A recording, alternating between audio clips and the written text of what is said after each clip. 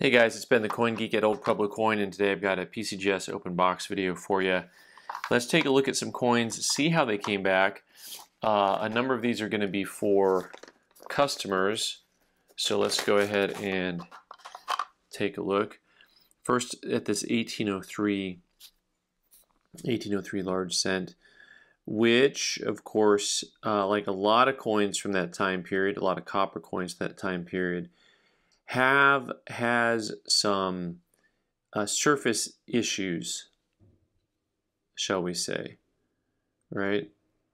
And so you see how granular the surface issues are, and this is something that you're going to see a lot on early large cents. And there's a lot of collectors out there for large cents who, you know, that's one of their main goals, is to get a coin that has really nice surface quality.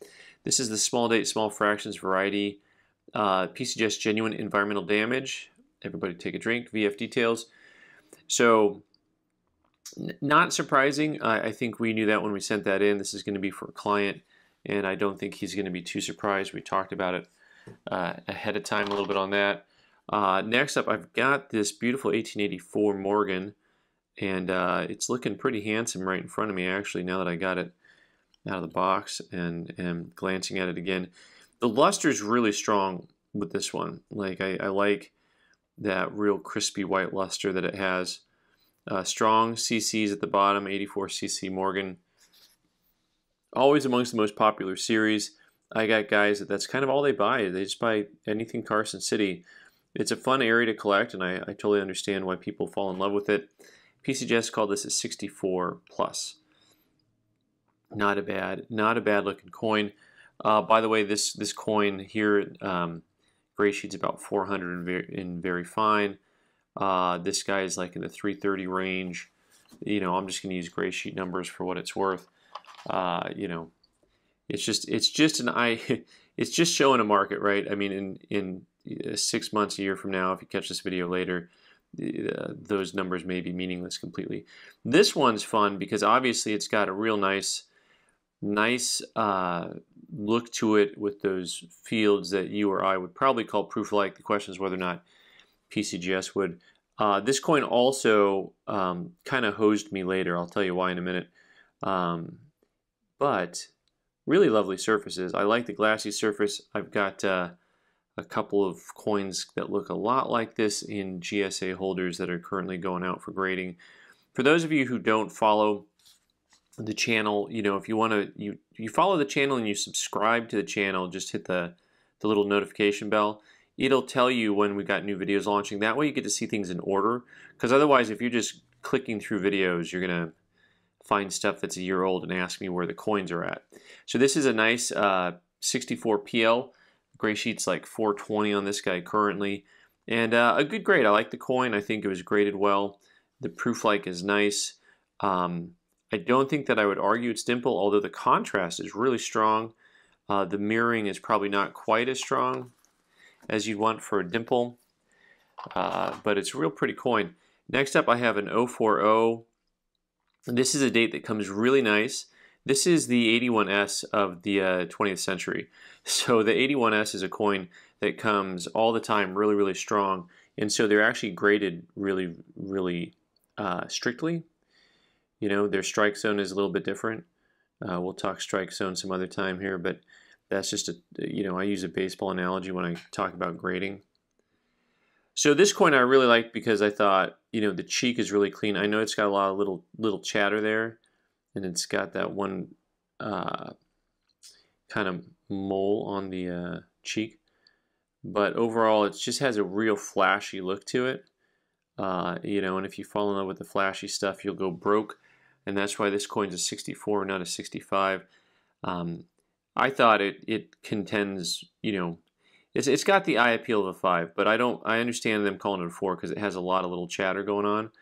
But the eye appeal is really strong on that coin, and I was hoping to get a 5 out of it, but can't complain about a 4 because I think that's pretty good. All right, so this is where this is where when you send two coins in, and if they get compared to each other, you're in trouble, right?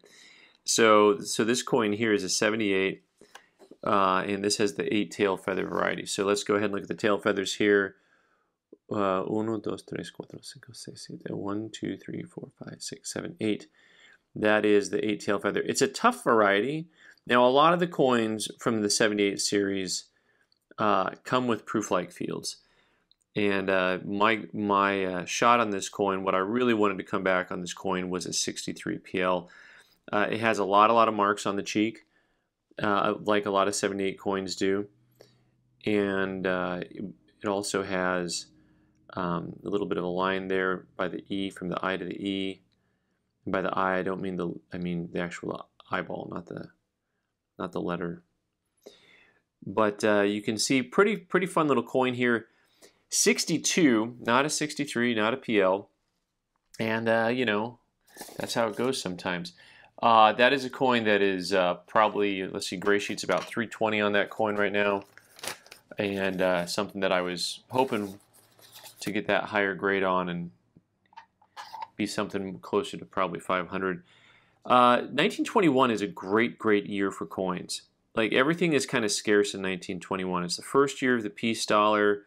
You got the super rare, the dimes are rare, the walkers are rare, and you've got the quarters super rare. And what a fun year.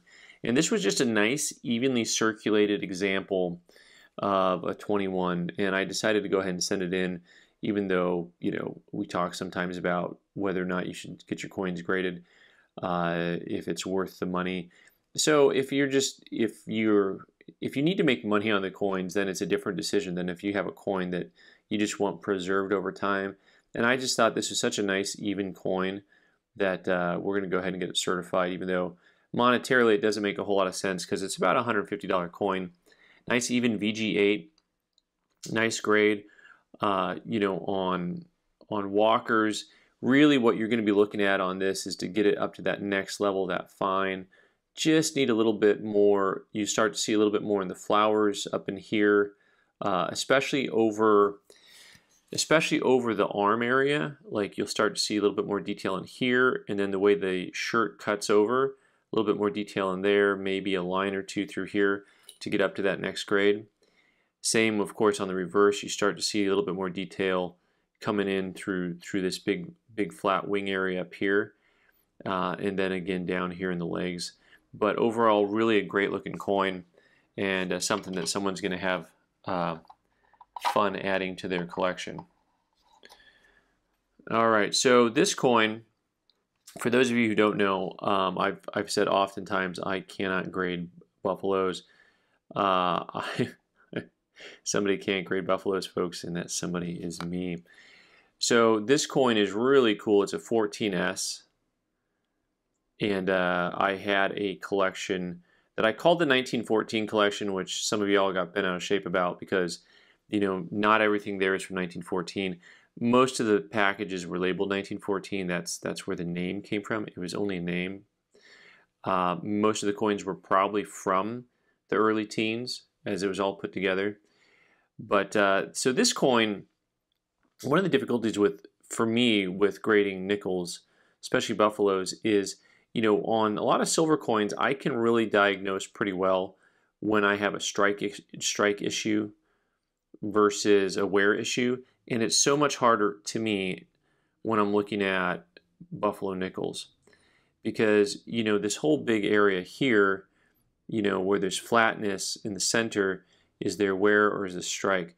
Now, one of the things that you get a hint to, and this is very subtle, but I can describe it to you briefly. When you get at the right angles, you'll start to see a change in color.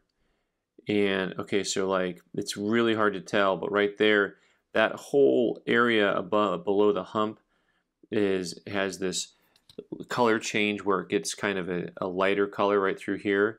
Same thing on the hind leg right here, you get a little bit of a color change. So you can tell that's from wear. But I will say I'm still kind of baffled at the grade of a VF25 when you look at a coin with this much detail left on it. But then again, you can get coins that are this flat, but also, you know, you can also have wear through here that, you know, so it's kind of hard to tell the difference. I happen to think this coin has a lot more detail to it than just a VF25, but c'est la vie. If I'm off by 10 points, I mean, I pretty happily would have put this coin at a VF35 instead of a 25. But you know, I don't know if there's a big change in price. I didn't really look. I'm all over the place on that coin. There's a lot of bad research there. But I had one more coin to show you that is also from the 1914 video, and I only sent a few coins in from that video. This 1916S, and we talked about just how original this coin is. I see a lot of Kamems from the 20s and 30s that have this kind of look to them. You know, it's a really kind of, I use the term crunchy, really kind of just raw, original looking coin. 16S, and fully original. This is the type of coin that you could argue I could have or should have conserved, sent in for conservation, restoration, whatever they're going to call it nowadays. And this coin came back as 65 full band, and really a pretty original coin. This one for me is what you call a winner, just because I did not expect it to come back a 5. So then there's a big jump on a 5, and then your full band, of course, is that center band that goes all the way across. And that came out real nice. It's a real strong looking coin. The gray sheet on this coin is over $700. So, you know, I always talk about playing the averages. You know, you're going to get some that don't come back how you want, but you're always going to get a few that come back and are in your favor.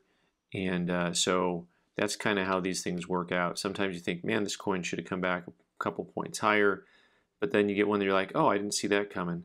And so, you know, that's just kind of how it is. That's why I don't complain as much as some of you want me to, and for the rest of you, you think I complain too much. So, c'est la vie, mate.